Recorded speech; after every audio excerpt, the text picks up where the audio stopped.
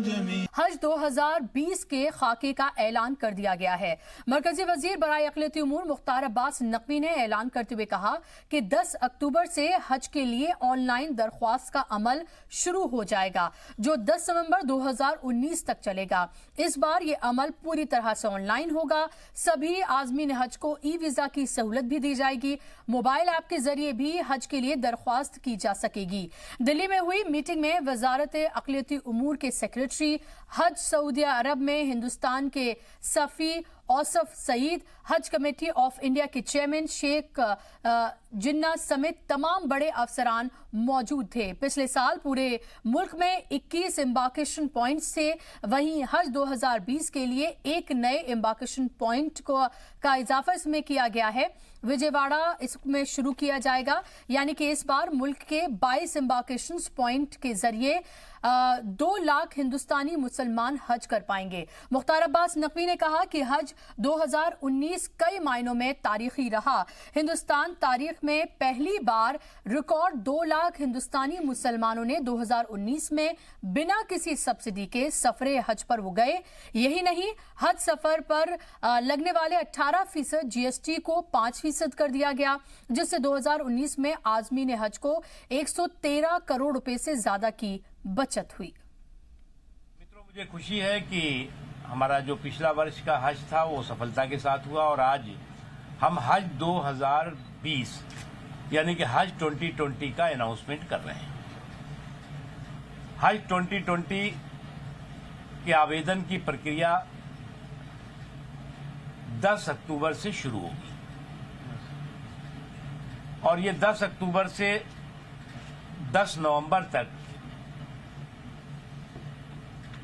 Online आवेदन की प्रक्रिया होगी। ऑनलाइन एप्लीकेशंस होगी और हमारी कोशिश होगी कि हज 2020 100% डिजिटल और ऑनलाइन हो। 1 नवंबर से उनके पोर्टल को भी, उनके जो आवेदन है उनको पोर्टल पर लोड करने की व्यवस्था कर दी गई है। 1 नवंबर से लेकर के 1 दिसंबर तक जो हज ग्रुप ऑपरेटर्स हैं वो पोर्टल्स पर अपनी एप्लीकेशंस को लोड करेंगे और 10 अक्टूबर से 10 नवंबर तक जो हज कमेटी ऑफ इंडिया के माध्यम से जो हज यात्री सऊदी अरब हज यात्रा पर जाना चाहते हैं उनको जो है वो ऑनलाइन एप्लीकेशंस की सुविधा दी गई है। तो 10 अक्टूबर से पूरा प्रोसेस शुरू कर दिया जाएगा। 1 महीने का पूरा वक्त दिया जाएगा इस प्रोसेस के लिए और तमाम चीजें ऑनलाइन कर दी गई हैं। तो आपकी आसानी के लिए तमाम चीजें ऑनलाइन हैं। ऐप के जरिए भी आप एप्लीकेशन दाखिल कर सकते हैं। लाइनों में लगने की अब आपको जरूरत नहीं है। एम्बार्केशन पॉइंट्स भी बढ़ा दिए गए हैं। 22 एम्बार्केशन पॉइंट्स हैं इस बार और कई तरह की सहूलियत में इजाफा करने की कोशिश की गई है और बहुत पहले यह पूरा प्रोसेस शुरू किया गया है। इस पर बात करने के लिए मेरे साथ खास मेहमान जुड़ गए, इनका तारुफ मैं आपसे कराना चाहूंगी। मेरे साथ रेनू भाटिया साहिबा हैं, लीडर हैं बीजेपी के, स्टूडियो में मौजूद हैं। शुएब जामी साहब हैं, असिस्टेंट प्रोफेसर हैं जामिया के, इस्लामिक स्कॉलर हैं, मेरे साथ जुड़ गए हैं। और इसी के साथ ही मेरे रिपोर्टर शुएब रजा भी मेरे साथ मौजूद हैं और हज कमेटी ऑफ इंडिया के मेंबर भी मेरे साथ इरफान अहमद साहब कुछ देर बाद जुड़ेंगे। तीनों मेहमानों का इस्तकबाल और शुरुआत शुएब से मैं करना चाहूंगी। शुएब, 2019 और 2020 जब हम हज की बात करते हैं तो क्या आपको मोटा फर्क इसमें नजर आता है और क्या 2019 में जो परेशानियां हाजियों ने देखी, क्या अब आपको लगता है कि उनको भी दूर करने के लिए किसी तरह के स्टेप्स अब उठाए जाएंगे? देखिए बुशा, जो हज का फरीज़ा है वो बहुत बड़ा फरीज़ा है मुसलमानों के लिए, सब इस बात को जानते हैं और उससे बड़े जो चैलेंजेस होते हैं वो सिर्फ हिंदुस्तान के लिए नहीं बल्कि सऊदी अरब में, क्योंकि पूरी दुनिया से आज़मीन आते हैं, हाजी हज करने के लिए आते हैं। तो वहाँ पर जो शिकायतें अमूमन होती है वो सऊदी अरब से रिलेटेड बहुत ज़्यादा हम देखते हैं कि हर साल होती है। उसमें चाहे वहाँ ठहरने का इंतज़ाम हो या फिर जो दूसरी व्यवस्थाएं होती है जो हज कमेटी ऑफ इंडिया जिसकी जिम्मेदारी निभाती है, उसको लेकर कई तरह की शिकायतें हर साल हम देखते हैं कि सामने आती है। इस साल 2019 की अगर हम हज की बात करते हैं तो कुछ शिकायतें थी और उनको लेकर वो खबरें हमारे पास भी आती रही, लेकिन जो हम 2018, 17 या उससे पहले देखा करते थे बड़े पैमाने पर, वसी पैमाने पर, उस तरह की शिकायतें 2019 में सुनाई नहीं दी। एक चीज ये भी थी कि पिछले साल हमने ये देखा था कि 2019 में जब 2018 हज मुकम्मल हुआ, हज का सफर, उसके बाद ये शुरुआत कर दी गई थी कि 2019 की हम शुरुआत कर रहे हैं और वो तकरीबन 2 या 3 महीने पहले से ही कर दी गई थी। अमूमन हम ये देखते थे उससे पहले कि हज का सफ़र मुकम्मल हुआ उसके 2-3 महीने तक बड़ा एक सिस्टम रहता था कि वो ऐसे ही हज कमेटियों में बहुत ज़्यादा कुछ काम होता नहीं था। 2-3 महीने के बाद ये ऐलान होता था कि अब आवेदन कर सकते हैं, आप एप्लीकेशन के लिए आ सकते हैं, एप्लीकेशन जमा कर सकते हैं या ऑनलाइन जितने भी लोग करते थे उस वक्त ये तमाम काम उस वक्त के शुरू होते थे। लेकिन अभी हम पिछले साल से देख रहे हैं कि एक हज का जो सफ़र है वो मुकम्मल होता है 1 साल का और अगले साल की हम शुरुआत देख रहे हैं। ये पिछले साल से ही शुरू हुआ है, उसका ये असर अब दिख रहा है कि आप जब किसी काम को भी अगर आपके पास वक्त है और उसको पहले शुरू कर देते हैं तो यकीनन उसका असर काम पर दिखता है। आप पहले से ही अब फॉर्म जमा करने, क्योंकि अब ऑनलाइन है सब कुछ। पिछली बार हमने देखा कि 70 से 75% तक लोगों ने ऑनलाइन यानी कि डिजिटल तौर पर अपने जो एप्लीकेशन है वो जमा की थी और ई वीज़ा की भी क्योंकि इस बार शुरुआत की गई है, तो इस बार पूरे के पूरा यानी कि 100 के 100% जो है वो डिजिटल एक तरीके से हज कमेटी की तरफ से कर दिया गया है कि आप अपने जो एप्लीकेशन आपको देनी है वो आपने जो फॉर्म भरने हैं वो आप ऑनलाइन भरिए और उसके बाद तमाम जो चीज़ें हैं वो ऑनलाइन ही होगी। तो ये भी एक बड़ा कदम कहेंगे, चाहे वो हज कमेटी का हो या माइनॉरिटी अफेयर मिनिस्ट्री की बात करें। ये ऑनलाइन का जो पूरा प्रोसेस है, अगर हम ये देखें कि बहुत सारे जगहों पर दूरदराज के इलाके में अगर हम देखें तो इंटरनेट की उस तरह की सहूलत नहीं होती, स्पीड नहीं होती, लोगों को इस तरह की जानकारी नहीं होती, तो क्या लोगों को इसके बारे में और अवेयर कराया जाएगा कि भाई अब आपको लाइनों में लगने की जरूरत नहीं है, पूरा प्रोसेस ऑनलाइन है? और क्या इसके लिए कोई ऐप वगैरह भी है? बिल्कुल, देखिए हज कमेटी की तरफ से एक ऐप भी क्योंकि बनाया गया है, उसके बारे में भी बताया गया कि किस तरह से काम करेंगे और तमाम जो सूबाई हज कमेटियां हैं वो अपने अपने तरीके से लोगों को इस सिलसिले में जागरूक करेगी, वो चाहे इश्तिहार के जरिए हो या मीडिया के जरिए किया जाए। लेकिन ये बात सही है कि ऑनलाइन होने की वजह से चाहे किसी तरह का, जिस तरह से कई बार ये भी खबरें आती थी कि भाई बीच में करप्शन हो रहा है और कई लोग इस उम्मीद में लोगों को कई एजेंट थे बीच में ये पैसे दे देते थे कि शायद इनके जरिए नंबर आ जाएगा, इस तरह की भी धांधली की खबरें कई बार आती थी, वो तमाम चीज़ें खत्म हो जाएगी। एक चीज़ और बुशरा यहाँ पर कि पहले हम ये देखते थे कुछ साल पहले तक कि सीधा जो राब्ता था हज कमेटी ऑफ इंडिया का वो विदेश मंत्रालय से रहता था और सीधे तौर पर जो हज कमेटी के चेयरमैन होते थे वो एक तरीके से सरबराह होते थे, कोई उस तरह से मॉनिटरिंग किसी मिनिस्ट्री के जरिए नहीं की जाती थी। अब चूंकि कुछ बरस पहले माइनॉरिटी अफेयर मिनिस्ट्री में हज कमेटी ऑफ इंडिया को लाया गया, क्योंकि ये भी डिमांड होती रही कई बार कि हज मंत्रालय को अलग से बनाया जाए ताकि हज का काम जो है वो सही तरीके से हो सके, जिसके बाद हुकूमत ने यह फैसला लिया कि माइनॉरिटी अफेयर मिनिस्ट्री में ही इसको लाया जाएगा और एक अलग से ही जो सेक्रेटरी है वो भी इसको देखेंगे और वो तमाम चीज़ें जो हो रही है एक तरीके से कहे कि हज कमेटी ऑफ इंडिया पर भी और तमाम जो सूबाई हज कमेटियां हैं उन पर एक मॉनिटरिंग एक तरीके से की गई। और जो शेब, आप मेरे साथ बने रहिए, मेरे साथ इरफान अहमद साहब जुड़ गए हैं, हज कमेटी ऑफ इंडिया के मेंबर हैं, फोन लाइन पर मौजूद हैं। इरफान साहब, बहुत बहुत इस्तकबाल है आपका जी सलाम में। सबसे पहले आपको मुबारकबाद कि आपने इतनी जल्दी ये पूरा प्रोसेस शुरू किया है और सब कुछ ऑनलाइन कर दिया गया है। मेरा सवाल आपसे यह है कि बहुत सारे लोगों को ये परेशानी होती है कि उन्हें ऑनलाइन किस तरह से चीज़ें की जाएं, वो उन्हें समझ में नहीं आता है। एजुकेशन की आप कमी देख लें या फिर इंटरनेट की उस तरह की सहूलत नहीं है या उनकी समझ में नहीं आता, तो क्या आप इसके लिए भी कोई व्यवस्था करेंगे? जी, सबसे पहले तो आपका बहुत बहुत शुक्रिया और जी सलाम का बहुत बहुत शुक्रिया, क्योंकि वो सबसे ज़्यादा अगर कोई माइनॉरिटी अफेयर मिनिस्ट्री की हमारे हज कमेटी हो या कोई भी हमारा जो है मिनिस्ट्री ऑफ माइनॉरिटी अफेयर्स का कोई भी डिपार्टमेंट इदारा हो, उसका सबसे पहले अगर कोई न्यूज दिखाता है या उस पर कोई डिबेट करता है तो हमारा जी सलाम करता है। मैं जी सलाम की तमाम टीम को इसके लिए बहुत बहुत मुबारकबाद पेश करता हूँ। और जो अभी आपने जो एक सवाल किया है, बहुत अच्छा आपने सवाल किया है। कोई मतलब जो कहीं पे कोई प्रॉब्लम नहीं होती। पिछली बार भी अगर आपने उसको दोबारा डाटा निकालेंगे जी तो 70% डिजिटल मोड पर हज कमेटी ऑफ इंडिया के फॉर्म जो है वो आए थे। 70% जो है उनका रेशो था। सिर्फ 30% ऐसे थे कि जो ऑफलाइन थे। तो हमारी कोशिश है और हमारे जो है वजीर आजम नरेंद्र मोदी जी ने इस मुहिम को शुरू किया था, डिजिटल इंडिया जी। तो डिजिटल इंडिया का सबसे ज्यादा अगर किसी को बेनिफिट हो रहा है तो हमारे हज कमेटी ऑफ इंडिया को हो रहा है, हमारे और other department ministry of minority affairs के हैं।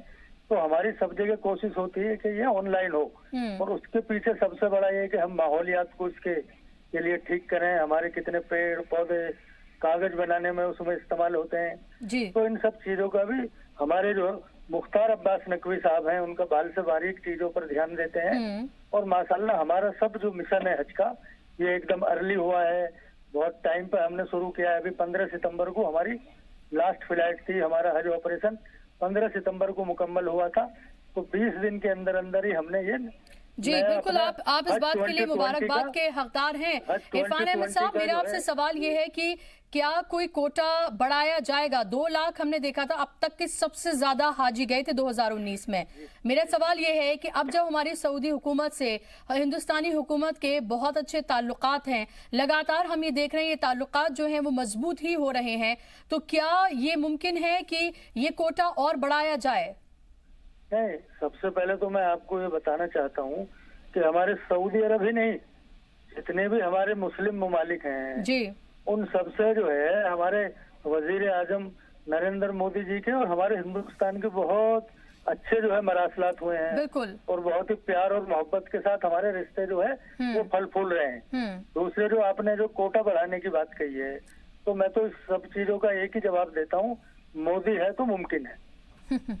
जी जी, तो कोई बड़ी बात नहीं कि हमारा और कोटा बढ़ जाए। अभी हम सेकंड लार्जेस्ट दुनिया में है, हमारे 2 लाख हैं, हमारे से ज्यादा इंडोनेशिया के हाजी जाते हैं, 2,09,000 है।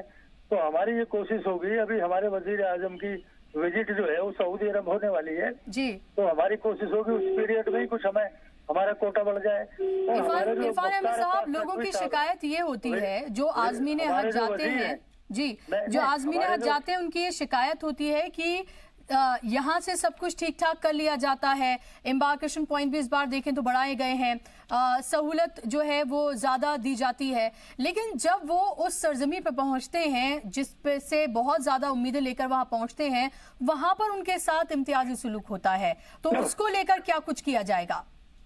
नहीं, अगर ऐसी कोई रिपोर्ट आपके पास है तो वो मतलब मेरी नजर में तो गलत है, क्योंकि सऊदी अरब में हमारे जो इंडिया के हाजी हैं जी, हमारे जो आजमीन जाते हैं, हमारे जो हुजाजी किराम है, वो सऊदी हुकूमत उनको मॉडल हाजी मानती है।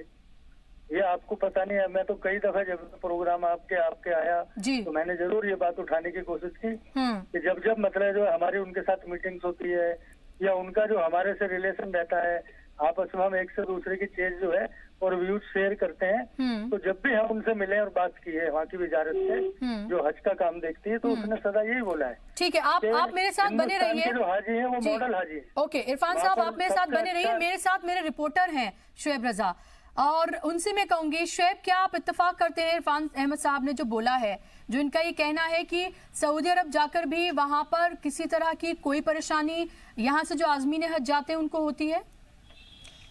देखिए बुशरा, इस तरह की शिकायतें इस बार भी आई। ये बात सही है कि मीडिया में उस तरह से चीज़ें नहीं आ पाई। शोएब जामई क्योंकि सऊदी अरब में हज करने भी गए थे, वो हमारे स्टूडियो में मौजूद है, वो शायद बेहतर तरीके से ये बता पाएंगे कि दरअसल जो शिकायत थी इस तरह की थी कि जो रिहाइश थी कई जगहों पर वो दिखाई गई थी लेकिन दूसरी जगहों पर रखा गया। इस तरह की शिकायतें आती रही वक्त वक्त पर कई जगहों पर। तो शोएब जामई शायद बेहतर ये बता पाए क्योंकि वहाँ गए थे कि क्या चीज़ें वहाँ पर थी, ताकि इरफान साहब उसको क्लियर करें। ठीक है शुएब, आप मेरे साथ बने रहिए। मैं शुएब साहब से जानना चाहूंगी, शुएब साहब, क्योंकि तमाम चीजें बेहतर हुई हैं पहले से साल दर साल और बेहतर होती जा रही हैं। 2019 में देखा बहुत सारी सहूलतें दी गई जो शायद पहले नहीं दी गई थी और बहुत सारी चीजों का एडिशन किया गया, इस बार भी वो कोशिशें हैं, लेकिन उसके बावजूद भी हमें ये भी देखना चाहिए कि अगर कोई खामियां रह गई हैं तो उन्हें भी किस तरह से दूर किया जाए, और शायद आप बेहतर इंसान इस पर रोशनी डालने के लिए। बिल्कुल अल्लाह का शुक्र है कि अल्लाह ने इस बार मुझे हज के सफ़र के लिए तौफीक अता फरमाई। और सबसे पहले मैं शुक्रिया मुख्तार साहब का भी करना चाहूँगा, उन्होंने एक काम के सिलसिले में हमारी मदद भी की थी। और देखिए, हिंदुस्तान के हवाले से जहाँ तक यहाँ के इंतज़ामिया की बात है तो मैं भारतीय हज कमीशन की भी बड़ी तारीफ़ करना चाहूँगा, और साथ ही साथ जो स्टेट की जो इंतज़ामिया कमेटी है, हज कमेटी, जैसे बंगाल के एम्बार्केशन पॉइंट हमारा था कोलकाता से, तो हमने देखा कि वहाँ के हज कमेटी के लोग भी जो है बहुत ही जोश और खरोश के साथ, बड़े जज्बे के साथ, खिदमत के जज्बे के साथ वहाँ मौजूद होते थे और बड़ी हाजियों की मदद वहाँ पे करते। बाकायदा मिनिस्टर जो है हर वक्त वहाँ मौजूद रहे जब तक मैं वहाँ रहे। तो ये चीज़ें, उसके अलावा एक और चीज़ें मुझे थोड़ा सा समझ में आई कि जैसे झारखंड हज कोटा या बिहार हज कोटा की बात अगर आप करें तो इन सब हज में जहां जितनी सीट इनको अलॉट की जाती है कोटे के तहत, उसमें से देखा गया कि वो सीट खाली रह गई कुछ। जैसे दिल्ली और यूपी तो यहाँ तो जितना सीट है उससे ज्यादा एप्लीकेशन है, एप्लीकेंट्स है, तो वहाँ यहाँ तो एप्लीकेंट्स जो है वो छांट दिए जाते हैं। लेकिन जैसे झारखंड हो गया या दूसरे और स्टेट हो गए, वहाँ पे जितना कोटा उनको मिलता है उससे कम एप्लीकेंट होते हैं। तो वो जो सीट खाली रह जाती है ना, वो अगर दूसरे स्टेट में ट्रांसफर कर दिया जाए जहाँ डिमांड ज्यादा होती है, तो मेरे ख्याल में फिर वो जो 2 लाख हाजियों का जो है वो आप कहते हैं वो पूरा हो जाएगा। दूसरी बात के वहाँ के शोएब साहब, मैं बीच में आपको टोकना चाहता हूँ जी। शोएब साहब जो है बहुत अच्छे इंसान हैं और वो मतलब जो जाकर सही ईमानदारी से ही देख के बताते हैं। और अभी अब के भी वो हज पे गए थे तो उन्होंने अपनी बात बताई, लेकिन मैं उनको बीच में इसलिए टोक रहा था कि जैसे हमारे बिहार है, झारखंड है और ऐसे लगभग जो है छोटे स्टेट 15-16 है जी, यहाँ पर जितनी भी एप्लीकेशन आई हमने 100% वो काबिल कबूल कर ली और वो सारे के सारे हुजाजे किराम जो है वो अपने सफरे हज पर गए। तो जो अगर उनकी कोई सीट बची हुई थी तो वो कोई खाली नहीं रहती, तो जितनी भी उनकी एप्लीकेशन आती है वो 100% जो है वो ले लेते हैं। जो बची हुई सीट है वो अगल बगल के स्टेट में, जैसे हमारे यूपी में या दिल्ली की अभी बात कर रहे थे तो दिल्ली का पहले 1200-1300 हाजी जाते थे, हमने वो बढ़ा के 2600 कर दिए। यूपी में मतलब जो अगर कुछ वेटिंग लिस्ट थी तो हमारे नेबरिंग स्टेट बिहार था या झारखंड था, उनकी सीट उधर एडजस्ट कर ली। तो कोटा उतना ही रहता है, हाजी जितना कोटा होता है उतने ही जाते हैं। वो अलग कहीं अगर वेटिंग रह गई तो उन्हीं क्लियर हुई। बहुत सारी जगह जो है जितनी 100% एप्लीकेशन आई वो हमने पूरी कर ली। बिल्कुल बिल्कुल। तो वो खाली नहीं जाती शोएब साहब, वो अगल बगल में जाके उनको वेटिंग लिस्ट में दे देते। ठीक है, okay, you made it clear, thank you Irfan साहब। दूसरी बात ये जो हम जी शुएब कोई सवाल पूछना चाहते हैं। जी शुएब। इरफान साहब, एक सवाल ये है मेरा कि ये शिकायतें जो सबसे ज़्यादा 2019 में या कहें कि 2018-19 का जो हज का सफ़र मुकम्मल हुआ है अभी, उसमें रही वो फ़्लाइट के लेट होने को लेकर बहुत ज़्यादा रही। जो पहले ही फ़्लाइट आनी थी सऊदी अरब से, आपको याद होगा कि वो आनी थी सुबह के वक्त या शाम के वक्त, शायद 6 बजे के करीब, वो कैंसिल ही हो गई थी। फिर 12 बजे दूसरी फ़्लाइट आई और वो जो चक्र था एक तरीके से वहाँ से शुरू हुआ। फिर लगातार इस तरह की शिकायतें आती रही कि मुसाफिर काफ़ी परेशान रहे और एयर इंडिया या फिर कहे कि जो भी जो सऊदी एयरलाइंस वगैरह से जो भी रहता है राब्ता, वो उस तरह से नहीं हो पाया। क्या ये हुकूमत ये कोशिश करेगी इस बार कम से कम कि जो फ़्लाइट की दिक्कत है, ख़ास तौर पर जो मुसाफिर, क्योंकि जब हज मुकम्मल हो जाता है हर आज़मीन या हाजी ये सोचता है कि वो जल्दी से अपने घर पहुँचे, लेकिन अगर उनको 12 घंटे या उससे ज़्यादा घंटे वहाँ पर इंतज़ार करना पड़ता है एयरपोर्ट पर, तो उनकी जो दिक्कतें वो बढ़ जाती है। तो ये इंश्योर किया जाएगा। साहब आप लगातार हमारे यहाँ ग्राउंड जीरो पर सब जो है जाकर आपकी टीम, और मैंने पहला ऐसा एम्बार्केशन पॉइंट जो है वो डेवलप कराया जो दिल्ली T3 का था। शोएब साहब आप खुद मतलब जो है उसको जाकर 1 घंटे की नहीं इरफान साहब, इसका तो मैं खुद ऐनी शाहिदीन हूँ और हमारी खुद जो है फ्लाइट जो है लेट रही। उस हमारे से पहले जिन हाजियों को जाना था मदीने के लिए, मदीने में भी और जद्दा में भी, वहाँ एक दिन तक फ्लाइट जो है वो लेट रही और 12 घंटे वो पहले एयरपोर्ट में लेके चले गए। ठीक है, उसी की तरफ आ रहा हूँ शोएब साहब, दोनों शोएब साहब का जवाब देना चाहता हूँ। जी। एक सवाल और सुन लीजिए फिर जवाब दे दीजिएगा। जवाब दे दें फिर उसके बाद आप एक साथ फिर पूछ लीजिएगा। बिल्कुल सही, हमारे जो शोएब रजा बिल्कुल सही कह रहे थे कि हमारे जाने में कोई भी 1 घंटे की भी कहीं दिक्कत नहीं आई। हमारा जो डिपार्चर का ऑपरेशन था माशाल्लाह 1,40,000 हमारे हाजी बहुत ही टाइम पर वहां पर पहुंचे, सबने सही अरकान किया। और ये बिल्कुल सही बात है कि वापसी में कुछ प्रॉब्लम एयर इंडिया की वजह से हमारे हाजियों को भुगतनी पड़ी। जी। और अभी जब हमारी हज की जो है 2 दिन का एक रिव्यू मीटिंग थी, वो पूरी कॉन्फ्रेंस थी मुंबई में, उसमें दिन भर उस पर डिबेट हुई। सब एयर इंडिया वालों ने जाकर वहां पर तमाम मतलब जो हमारी हज कमेटीज के जितने भी अराकीन थे या हमारे एग्जीक्यूटिव ऑफिसर थे, आपके भी मतलब जो उस टाइम पर हमने अपनी खुद मीटिंग में सब जो है पत्रकार जितने भी थे हमारे, उनको बिठाए हुए थे, या भले वो प्रिंट के हों या इलेक्ट्रॉनिक के हों, जी सलाम के वहां पर मौजूद थे। तो दिन भर उसमें जो है वो डिबेट का मुद्दा जो है एयर इंडिया रहा। एयर इंडिया के जो उसके ऑपरेशन के हेड थे राम बाबू जी, उन्होंने एकदम ओपनली जो है उसके लिए माफी मांगी। और आज भी जो मीटिंग थी हमारी, जो हज रिव्यू मीटिंग थी, जो अगले तो क्या ये माना जाए इरफान साहब कि जो गलतियां कोताहियां पिछली बार हुई वो इस बार नहीं होंगी? मैं उसी की तरफ आ रहा हूँ। हमारा जो मिशन है 2020 का, वो 0 टॉलरेंस और इको फ्रेंडली सिस्टम को डेवलप करना है कि कहीं भी ना आने में दिक्कत हो ना जाने में हो। लेकिन उसमें मैं एक चीज और बताना चाहता हूँ, एयर इंडिया की गलती के साथ साथ वहाँ पर मैन क्या है, जो गाका है, जो सऊदी अरब की जैसे हमारे यहाँ DGCA होता है, उनके यहाँ गाका है GACA। तो वहाँ पर जो स्लॉट होता है वो लास्ट मोमेंट पे क्या हुआ, वो एयर इंडिया का हमारा वो स्लॉट उसने कैंसिल कर दिया। तो उसकी वजह से वो प्रॉब्लम 2-3 दिन रही। उसके बाद में वो हमने कवर कर लिया। और जो 30 तारीख में जैसे हमारे दिल्ली में लास्ट फ्लाइट आनी थी, तो वो 2-3 दिन परेशानी वाकई रही, इसमें नो डाउट। और एयर इंडिया ने भी सबसे माफी मांगी। और मैं भी आपके चैनल के माध्यम से, क्योंकि जी सलाम बहुत अच्छी रिपोर्टिंग करता है जी, और हज के या जितने भी मुस्लिम मामलात हैं उनको एकदम फोकस की तरीके से जो है वो डिबेट करता है। बिल्कुल। तो मैं आपके चैनल के माध्यम से भी जितने भी हुजाजे किराम को अगर कोई प्रॉब्लम हुई है तो मैं उसके लिए इरफान साहब, मैं थोड़ा सा एक सवाल आपसे पूछ अच्छी बात है कि आप माजरत भी कर रहे हैं और बेहतरी की बात भी कर रहे हैं। बहुत बहुत शुक्रिया जी इरफान साहब। एक मामले की ओर आपका ध्यान ले जाना चाहूंगा इरफान साहब। देखिए, किसी चीज को बात उठाने का मतलब ये नहीं है कि क्रिटिसाइज कर रहा हूं, बल्कि इसलिए कि ताकि आप बेहतरी कर सकें। देखिए, एक और चीज़ समझ में आई हमें कि आप जानते हैं कि वहाँ से जब ज़ायरीन हज जो वापस आते हैं हिंदुस्तान, तो अपने लगेज जो है उनके पास होते हैं, बहुत सारी ख्वाहिश की चीज़ें वो ख़रीदते हैं, खजूरें हैं और घरों के लिए सारी चीज़ें। अब क्या हुआ कि इस बार वो खबरें आई जब वो लोग हिंदुस्तान पहुँचे एयरपोर्ट पे, तो पता चला कि उनके अगर 3 लगेज हैं तो उसमें से 1 लगेज उनको मिला है और 2 लगेज नहीं मिल पाया, या जिसके पास 2 हैं तो 1 लगेज मिली है। और ऐसा कुछ जगह पे ऐसा पता चला, जैसे कलकत्ता एम्बार्कमेंट पॉइंट में भी इस तरह की चीजें आई खबरें। तो वो क्या हुआ कि 1 दिन के बाद उनको मिला। अब हाजी जब पहुंच जाता है एयरपोर्ट तो उसको जल्दी से कोशिश होती है कि वो अपने घर पहुंचे ताकि लोगों से मिले। अब उनकी वजह से उनको 1 दिन रुकना पड़ता है वहाँ पे। ये थोड़ी सी प्रॉब्लम हुई है, तो आपको ध्यान। नहीं शोएब साहब, हम तो ये चाहते हैं कि मतलब कोई क्रिटिसाइज्म नहीं, क्योंकि कोई भी चीज जब तक हमारे जो है इल्म में नहीं आएगी तो उसमें सुधार नहीं हो सकता। बिल्कुल। तो आप जो भी मतलब मुद्दा उठा रहे हैं तो मैं उसका वेलकम करता हूँ, खुशामदीद कहता हूँ कि बहुत अच्छा आपने जो है ये क्वेश्चन किया है। हमारी नीयत यही है इरफान साहब। नहीं मैं बता रहा हूँ, आप समझो। वो होता क्या है कि आप जैसे खुद हज करने गए तो जब आपके सब हमारे आदमी उन्हें एजुकेट करते हैं कि कोई भी हाजी जो है उसमें कोई लिक्विड फॉर्म की कोई भी चीज ना रखे अपने लगेज में। तो हाजी क्या है, मना करने के बाद भी उसमें आबे जमजम की बोतल 5-5 लीटर की रख लेंगे, 1-1 लीटर की बोतल रख लेंगे। उनको हम मना करेंगे कि भाई कोई बोतल वाले उसमें जो है वो टीन वाले डब्बे में जो है नहीं, वो आप जैतून का तेल ले सकते हो। बोतल वाले फॉर्म में लोगे तो वो अलाउड नहीं है, लिक्विड में मानते हैं उसे।